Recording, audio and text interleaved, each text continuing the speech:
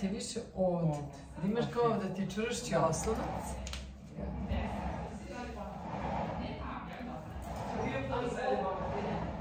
To. Bukvalno kao prvi se. Udah.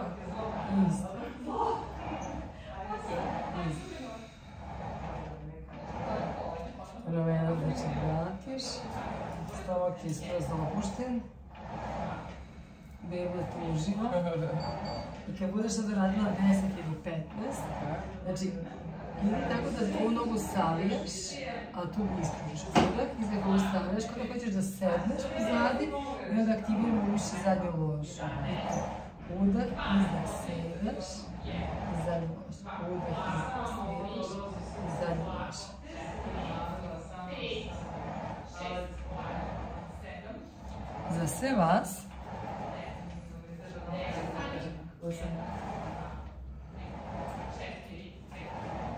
Za sve vas koji nemate reformer, a hoćete da vežbate kod svoje kuće, predlažem da možete da se uhvatite za stolicu ili za neki nameštaj, ko što vi stoče, stanete i onda bukvalno, znači držite se i klizate ovom nogom pozadi. Ja sam sad uzela krp. I znači zajedno sa Ivanom radim udah, pa mi je zajedno idemo dole, ja sam bez reformera, ona sa reformer 2 i da kažem držim se za nešto.